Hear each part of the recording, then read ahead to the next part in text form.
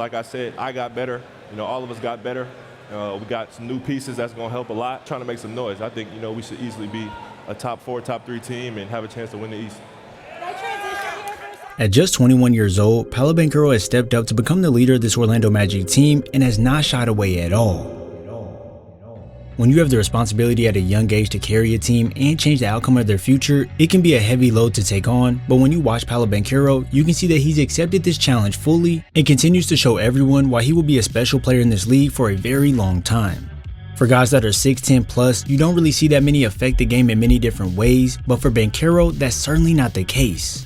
With his 250-pound frame, he can practically bully anyone he wants to get all the way inside to score. From the mid-range, he can get his shot off in many ways. When the defense decides to double him, he can thread amazing passes to open teammates. And when the moment calls for it, he can punch it home with some aggression.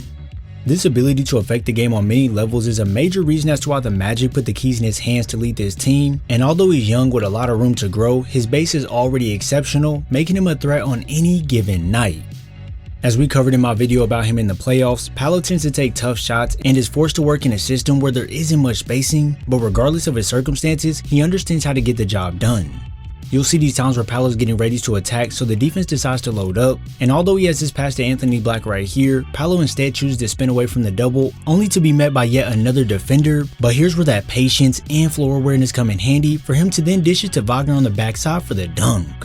Defenses will tend to cater a lot of attention to Banchero simply because the ways he can get downhill and operate in that in-between area, so when they do send 2 guys at him and the rest are ball watching, this is when a cutter can go right through the middle and Paolo can readjust in midair to wrap this pass around to Goga for the easy one.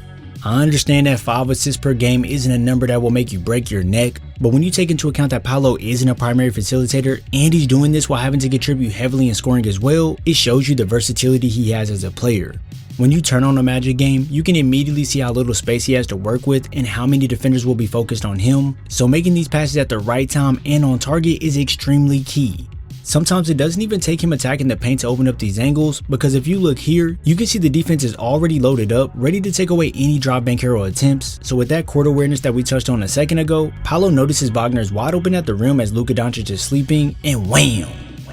He zips his pass down low for the bucket.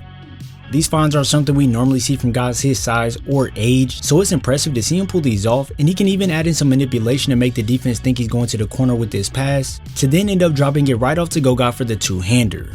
This right here is why his teammates have high praise for him, because yeah, he can create something out of nothing to go put the ball in the basket, but when you see that he will audible to play when the defense tries to stop his shot to then set up his guys for easy points, it shows you just how unselfish he is on the floor. Any basketball player would love to play with someone like this, as he can bail you out and take on the burden of scoring the ball when the team needs. But then on the flip side, he'll make sure to lure the whole defense in, basically being a decoy, and now they're getting scored on while giving no resistance. So yeah, Paolo's ability to pass the rock is much better than what most people think, as it takes major skill to thread these passes right on the money for his teammates, and this right here is just the entry level to his game. Paolo did account for 1/4 of the team's buckets with an assist percentage of 25%, which ranked him at number 1 amongst all sophomores in this category. And then when we look at who put up the most points per game amongst all sophomores, well, you guessed it, Paolo Banchero led the way with 22 points per game. Now, most people will point to his poor 3-point shooting of 34% and his lower finishing rate of 48% on all driving layups and dunks.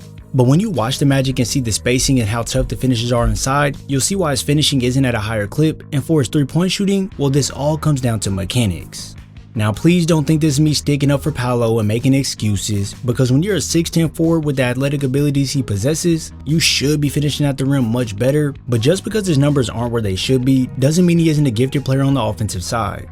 When he's going against guys around his size, Banchero has the foot speed to take them off the dribble to go grab an and one. And then instead of blowing right past every time, Paolo can take it right at their chest, and once the help comes over, Banchero can maneuver it mid-air to avoid the block and go back the other way for the bucket. Those physical tools of his is something that he can lean on heavy when he's attacking, because you'll often see defenders give themselves a gap to combat the drive, but here's where Paolo can use that strength to move him out the way, and now it's just him in the rim. Going at the Suns here, you'll first see Banchero use that spin move while initiating the contact to break off his initial defender, and now with the help coming over, Banchero is able to absorb the contact just fine, making the defender bounce off him like a brick wall, and the and one is now underway. For opposing defenses, they have to make sure they load up multiple guys on Banchero to make the drive much tougher, because if you allow smaller guys to be matched up with him, well, you might as well just put 2 points on the board. And if you allow him to have a one-on-one day with the rim, well, when the ugly friend steps in to block your shine, well, now you gotta show him how a real player moves. Banchero answers right back. I understand that his finishing isn't the best when you look at the percentages, but when you analyze the way Banchero can get to the rim, you can clearly see that he has all the tools to be a scary force when he's pushing downhill. If you ask me, I honestly love when Banchero is used off ball to then receive it with momentum, because here's where you can use that head of steam to pursue the rim, and once he's in the air, it's pretty much difficult to stop him from scoring the ball. Say the defense decides to key in on him on these plays, well, with that passing we highlighted earlier, Banchero can notice the attention's all on him, so he feeds the up fake to get him beat off his feet momentarily, and now this drop off is seamless. Other times Paolo will be moving up the floor in transition, and this is when it's perfect to get those cross matches, giving him the advantage, because Garland is now going to attach himself to Banchero to deny this post entry, only to be left in the dust when Paolo spins off to go finish at the rack. That post game is an area I would love to see Banchero operate out more often, because when he takes his time and sets his mind to it, he's practically unstoppable in these situations. If he needs to, he can bully his way right through his defender to get a bucket. When he's getting into that back to the basket game, if the defense decides to double, well, he can flow right into a tough turnaround fade. And to add a little razzle dazzle, Paolo can use that slight shimmy to gain separation, and this right here is all the space he needs to knock down the shot. If you just so happen to watch my playoff video over Banchero, you would know just how well he can craft a shot for himself with minimal room, and it's majorly highlighted when he's working in that in-between area. If you watch this attack versus OKC here, you can see that not only is Paolo's defender right on his hip, but Giddey is helping over on the drive, and so is Williams. So obviously going to the rim in this situation wouldn't be the smartest idea. So instead, Paolo snatches Dort with that behind the back, and when no one's stepping up, the jumper is straight. Wait.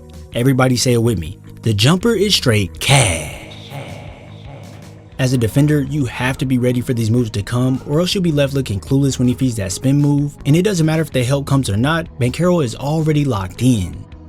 This area of his game is probably the most exciting part if you ask me, because it incorporates a lot of his skill sets which make him unpredictable.